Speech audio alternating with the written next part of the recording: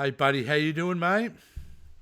Jace, how you going, mate? All Good, right? and welcome everybody to another episode of Pop Yes. Culture Spread, where we're just going to touch on some of the stories that have been floating around this week, Rick. And there's been some interesting things that have happened this week. So let's not muck around. I say let's get straight into the Get into it. movie news.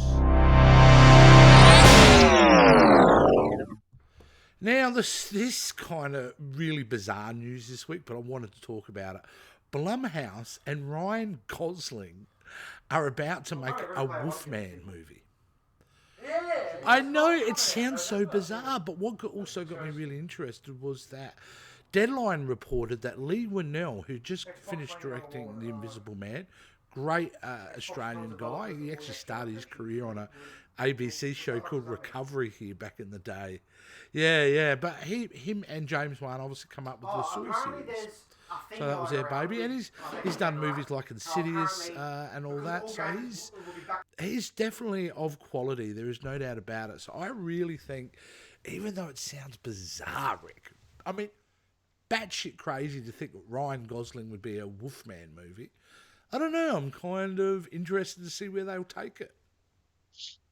Yeah, I'm kind of not, but I'm not going to judge until I see some sort of footage or something. But is this something they're trying to revive that, monster? Yeah, well, it had the Dark Universe, which kind of just fell apart when The Mummy with Tom The Mummy. Cruise Oh. came out and was a huge bomb. And it truly is a bad film. I have watched it. So, look, maybe. I mean, if they're going to make it in the style and the tone of Invisible Man, I would definitely like to see that, because Invisible Man is truly scary, truly terrifying.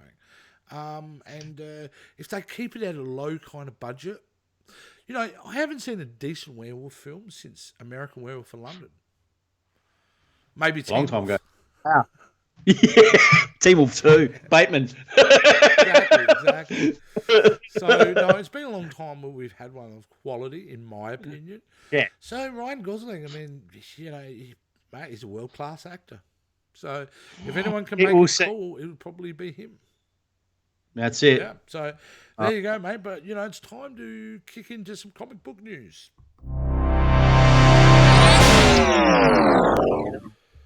All right, Ricky, what have we got in the way of comic book news? All right, Chase. Now, we know that we've been chasing this story for the last month or so about Ruby Rose leaving Batwoman. Yes.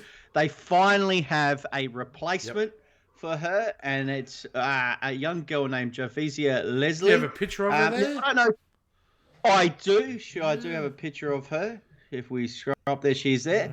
Yeah, there she is. Now, I don't know too much about her. I haven't seen her in a lot of things. I know she was done in The Family Business.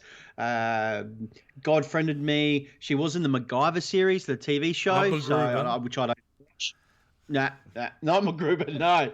So she's replacing obviously Ruby Rose. Pretty. Now, a lot of people are getting on social media. They're getting a bit nasty with a few things, saying this is a bit of a racial thing. Why do we need to change the race of the character?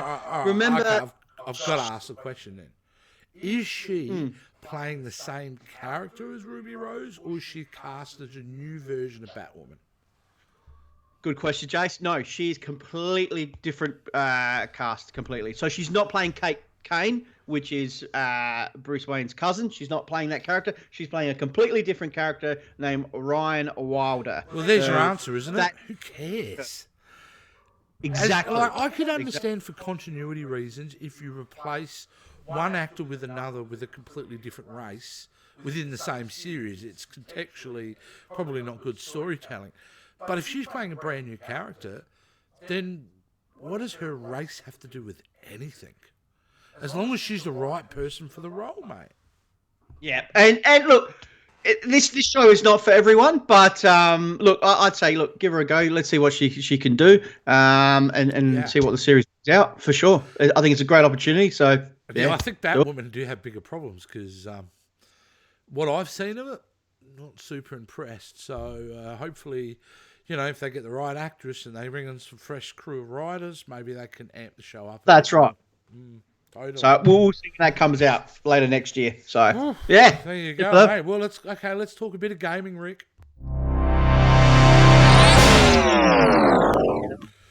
Right, this week I want to actually talk about one of the great software developers of all time, and that is Valve. So I'm just telling the right story here. So Valve, who are synonymous with the Half-Life series and the Portal series and the Left 4 Dead series, announced all the slate of games that they canned. So apparently Half-Life 3, which was being developed in 2013, 2014, it was going to be based on the new Source 2 engine, because their Source engine was groundbreaking in the way it handled physics, and they canned it. They couldn't get it where they wanted, so they canned it. They also canned a Left 4 Dead 3 as well as a slew of other titles. So in one way, it's really fascinating to read about some of the details we do have on these cancelled games. But on the other hand, how annoying is this story? Because it's not like only you have millions of people out there, dude, that all they want to do is play a new Half-Life or a new Left 4 Dead. So not only do they know that all those projects were being worked on and now cancelled, but here, we're going to show you some of the details of the game you'll never get to play. So it's a bit kind of, for me, it's fascinating, but also heartbreaking, because Half-Life 1 and 2 were game changers. They could certainly redefine what you could do with a first-person shooter, which was, 2003, I think, Half-Life 2? We're getting close to, 18 years ago. So, and it still is a beautiful game to play. A good game. It really, really, really is. So, look, Valve, mate, I don't know what's happened with those guys. They used to be very proficient in them when they were releasing games. You know, there was always new content, and they were very good with the fan community, allowing them to modify, create maps and all that, game types and all that. So, and I mean, look, there are other titles like Team Fortress 2, Counter-Strike, which were massive games for their time, and Counter-Strike still has a loyal following after 20 years. So, interesting story. That's the news for the week, Rick, on gaming. So let's kick over to No worries, Jace.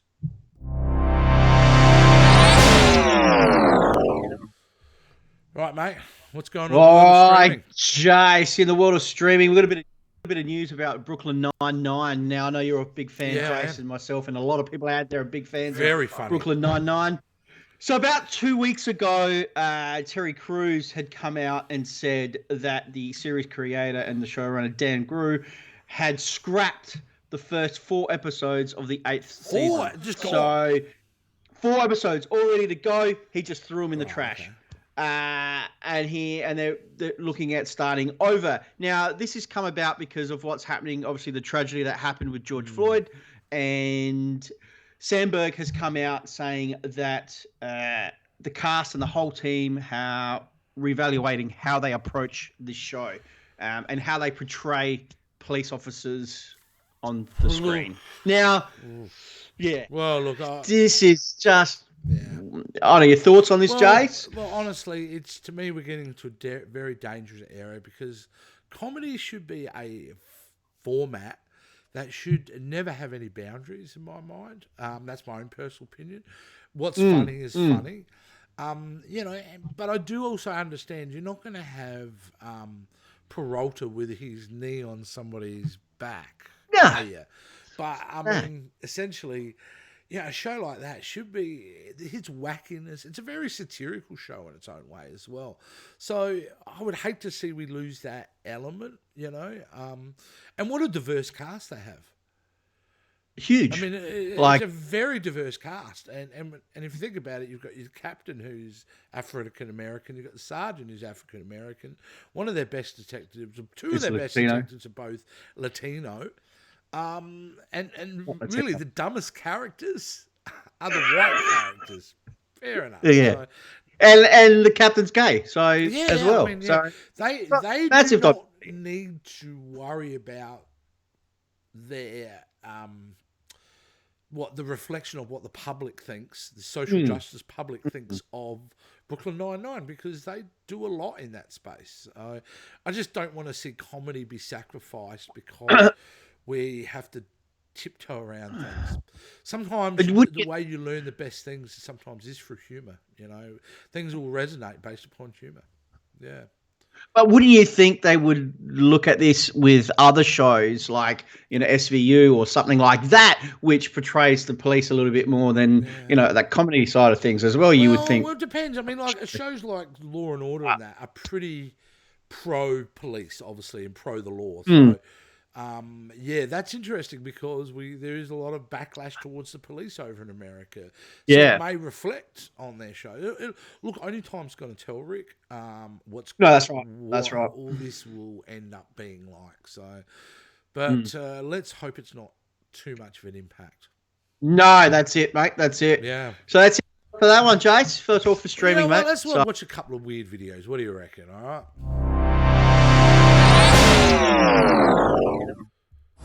Here we go. Honestly, it's kind of surreal, you guys. Can you believe it's been 20 years since the first X-Men movie? 20 years. Not judging by Hallie. Aw, you're not so bad yourself, Professor. And Famke's making me think that I should have dressed up a little bit more. That's it.